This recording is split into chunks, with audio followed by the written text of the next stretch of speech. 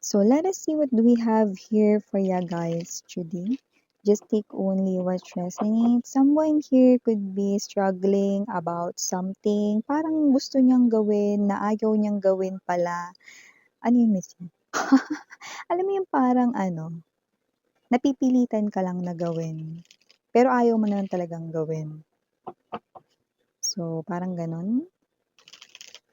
Let me see.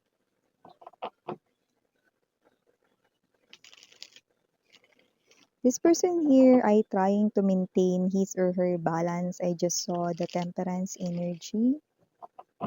Pero mukhang there's something here about control because I'm getting that word specifically. That word control, no? Maybe he or she can't control himself or herself about specific thing with you or related highly sa'yo. Let me figure it out for you guys. Thank you so much, Archangel Michael, guardian angels, and even ancestors of my collective people. When we say collective people, no, kahit anong zodiac sign mo, pwede kang manood at makinig. Basta piliin lang yung mga mensaheng nag-resonate sa'yo and leave the rest behind kasi baka yun ay for other viewers naman. So let us see your messages.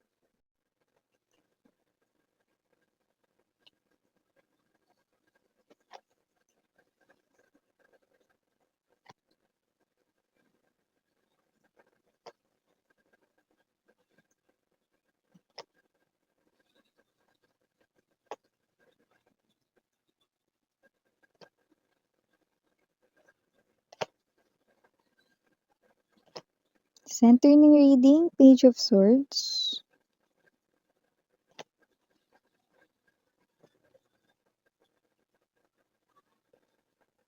Okay. Bottom of the deck, Three of Cups, Nine of Coins, Seven of Cups. So, kasi naman tong energy na to, no, kahit na hiwalay na kayo, mahal ka pa rin ng taong ito. Hindi ka pa rin nawawala sa kanyang isipan, Eight of Swords energy. Ang person na to, mga babes, no, napakabagal ng kanya ritong paggalaw sa pagmo-move on, Six of Swords to the Two of Wands energy. Bukod sa nagiging mabagal na nga ang kanya ritong pagmo-move on, huminto pa siya. Isipin niyo ang bagal-bagal na nga ng galaw, 'di ba? Tas huminto pa. So, talagang may energy rito na talagang, ano ba, gusto niya ba talagang mag-move on o ayaw niya mag-move on sa'yo? Yan, oh. So, kasi naman 'tong energy na 'to, kahit hiwalay na kayo, yung iba I'm seeing specific, hiwalay na period. Like yung iba 2 to 3 years nang hiwalay, yung iba 6 months, 3 to 6 months right in here. So, yeah, just take only what resonates pero medyo matagal-tagal na rin na huli kayo nag-usap, 'no? At, matagal-tagal na rin kayong hiwalay 'no. Itong person na 'to nakikita ko rito 'no, na mahal ka pa rin niya and with this Hermit energy and the Ace of Cups mas nare-realize niya rito 'no, na parang, pabigat ng pabigat 'no, yung kanyang pagmamahal for you, okey? Kasabay nito ang pabigat rin ng pabigat ay ang pangungulila at pagka-miss niya sa'yo 'no. Sa katunayan, nandito ang ating, Four of Swords energy, Nine of Cups, no, and there's this Four of Cups, no. Ibig sabihin yan, mga mahal, no, itong person na to, no, ay nananalangin or humihiling, no, na sana magkaroon na dito ng pagkakataon, no, na sana kahit sa panaginip makita ka niya or dalawin mo siya sa kanyang panaginip. Yan, ha. So, whatever the case may be, hindi naman sinasabing multuhin niyo siya. Dahil mga buhay pa kayo. Ibig sabihin 'no, sana ay makasama at makita niya kayo sa kanyang panaginip 'no. Doon man lang ay masilayan niya kayo. Sentro ng reading na ito ay ang Page of, Swords energy. Ibig sabihin ang taong ito ay maaaring hinahanap niya kayo. Okay, maaring hinahanap niya kayo na hindi literal kung saan kayo nakatira 'no, kasi matik na 'yun lalo na kung may mga permanent addresses kayo mga sweethearts 'no. Siyempre alam niya kung saan kayo pupuntahan. Ang ibig niyang sabihin dito, hinahanap niya kayo 'no, puwedeng yung inyong social media 'no, Facebook, Instagram, pero baka naka-block siya, high chance kasi meron ditong energy ng parang, gustong pag-access 'no or gusto rito 'no na makita kung kamusta na kayo 'no, nang hindi kailangang itanong ng diretso sa inyo at ito ay may kinalaman sa online world. Pero hindi niya talaga kayo magawang ma-search sapagkat kayo ay blinak niyo siya, 'yan. So whatever the case may be, ang settings ng inyong mga social media platforms ay maaaring naka-private, 'yan, okey. But just take only what resonates, okay? So yeah, 'no, hindi kayo nawala sa isip ng person na ito 'no, araw-araw pa rin niya kayong naiisip 'no. Nakikita ko dito na itong person na 'to this person, maaaring long ang kanyang hair, mapa-guy or mapa-woman. Just take only what resonates, okay? That might be a specific sign or clue, but not might be a specific sign or clue for all of you, ha? Maybe for few of viewers watching this, no? Especially kung nakaka-resonate ka. Okay? So, batiin muna natin everybody before natin ipagpatuloy ang pagda-dive deeper sa reading na ito. Batiin muna natin ang ating hi new subscribers. My name is Yan. Returning Eastern buyers ko, thank you so much. At kung hanap ninyo ay more collective readings for all signs, no? Meron pa tayong main channel ang The High Priestess. Link niya nandito lang sa description box ng reading na ito. I-click lamang yun para makatawid kayo there. At yun nga 'no, aside from collective readings, doon din sa channel na yun matatagpuan ninyo ang reading per zodiac signs. So, wala rin tayo ditong gender, babae, lalaki, LGBT, lahat may welcome. Possible din mag-switch ang roles kasi general reading ito mga mahal. And at the end of the day, everybody, lahat ay may free will na free mong gamitin anytime, anywhere. Timeless ito, ibig sabihin nangyari na sa iba maaaring nangyayari na ngayon, sa iba ay mangyayari pa lang. Kaya just take only what resonates, no? But high chance, high probability, amado, this person here, no, ay kasalukuyang nararanasan itong parang seesaw or roller coaster ride 'no, kung saan ito ay isang klase ng emosyon 'no, na kahit siya mismo ay hindi niya magawan ng, solusyon na makontrol ang sarili niyang emosyon 'no. So, kung sino 'tong energy na 'to, na this person here siguro nga sinusubukan niya na parang unti-unti, kahit na unti-unti, kahit hindi siguro araw-araw 'no, kasi medyo mabagal yung pagmo-move on niya sa inyo ta's dumadating pa siya sa punto na parang nasa crossroad siya na dapat ba ituloy kong pagmo-move on na ito o 'wag na lang, 'yan 'no. So, whatever the case may be, laman ka ng kanyang isipan na hindi lang araw-araw kundi maya, isipin mo mga ilang oras, 'di ba? Sa isang araw merong 24 hours, 'di ba? 24 hours, Taglish. Merong 24 hours in a day 'no, isipin mo 'no, maya't-maya ka niyang naiisip, 'di ba? So, whoever this energy is 'no, this person here ay someone na nakikita ko rito na walang lakas ng loob na makipag-usap sa'yo, pero gusto ka niya rito na makita somewhere.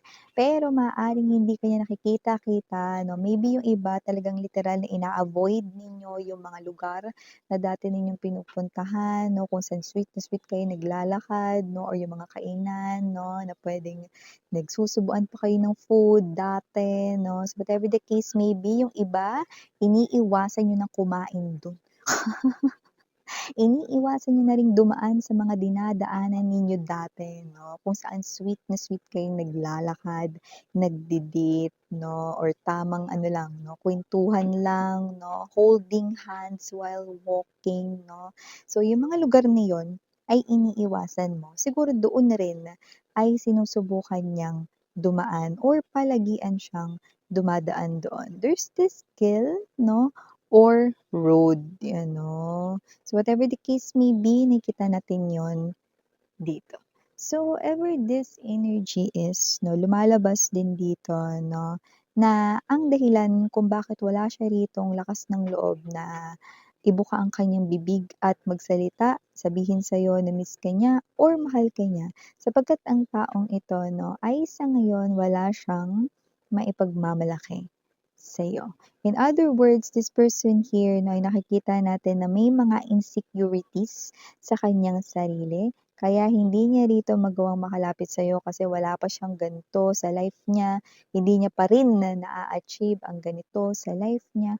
So, isa yun sa parang lumilevel doon sa bigat ng puwedeng may kasalanan rin siya sa'yo. Bagay na puwedeng naging dahilan kung bakit nagkahiwalay or nag-separate kayong dalawa or nag-break kayo dati 'no. Ibig sabihin may mga insecurities siya na isipin mo, ilang taon na kayong hiwalay pero wala pa rin siya talagang napapatunayan sa kanyang self. Wala pa rin talaga siyang naipupundar pagdating sa kanyang self. So in other words 'no, nagse-self-pity siya and at the same time pantay na yung level nun sa bigat ng kanyang kasalanan sa'yo 'no. High chance na kaya kayo naghiwalay ay nang dahil sa kanya, you know? Kasi may energy rito na yung weight ng breakup ay siya ang may kasalanan. It's his or her fault, it's his or her mistake. Dun ko kasi nakikita sa kanyang side yung weighing scale 'no, yeah. Okay. So, kung sino man 'tong energy na 'to, sa ngayon, nakikita ko siya rito na nagfo-focus dito sa kanyang mga trabaho 'no, at mukhang siya ito na nagfo-focus dito 'no, sa parang ano siya, nagba-budget, ino-organize niya dito yung mga kaperahan 'no, ito yung mga pambayad, parang lahat naka-calculate na 'no, kumbaga nakakalkulado na lahat 'no. Kunwari 'pag sumahod siya, ito yung mga gan'tong, mapupuntahan ng pera niya, 'yan 'no. Nakikita ko rin na itong tao na 'to ay open for dating, meeting new people, pero nakikita ko that with the Nine of Coins energy and the Seven of Cups 'no, walang planong magseryoso. Casual meeting pa lang 'no, or yung energy na, oo, open for dating pero hindi siya into serious type of commitment 'no. Possible rin new friends din itong sinasabi na parang, meeting new friends 'no, pero kung ito ay getting to know another individual 'no, kasi makikipag-relationship, this person is just open for casual relationship and not into serious relationship. So, ang person ninyo ay ayaw pumasok sa isang serious relationship, maybe because he or she isn't ready yet to love again. But I can say na ikaw ang pinakamalaking reason kung bakit hindi siya ready to love again because you're still inside this person's thoughts, mind, and heart. Yun, 'di ba? So, wala talagang ibang makakasingit dun, hindi kayo puwedeng basta matsupi lang dun 'no. So, nakikita ko dito open naman siya 'no, for new friends 'no, or for blind dates 'no, or for meeting new people. Pero this person here 'no, ayaw niya yung gumagamit ng mga dating apps 'no. That is one of the specific clue about your person here 'no. This person of yours hindi siya gumagamit or gagamit ng dating apps 'no. Parang gusto niya yung, um, natural way of meeting, ang tawag nun ngayon, organic. Organic meetup, yan 'no. So, may gano'ng klase ng energy, okay. So, this person right in here 'no, ay open for friendship and for casual relationships, not really into serious ones, yan. So, para lang din alam mo, kasi lumbas dito alangan namang itago natin. Alangan naman di natin isali. So, eto mga babes, sa mga initials nakikita natin dito for you guys. We have here capital letter J, capital letter G, capital letter B, yung B as in boy ha. Capital letter A, capital letter R, o A-R. Okay, I'm also seeing right in here J-B.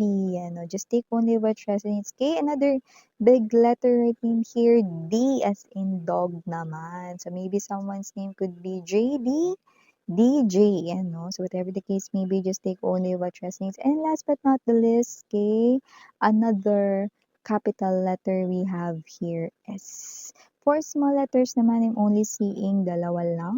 I'm seeing O and Y. Oy, oy, oy, parang oy yun. So, ito yung mga messages right here for ya, guys. Again, I'm your Yana Annie for the girls. And Yana Duna for the boys. Sarang Heyo Love and Light. Annyeong.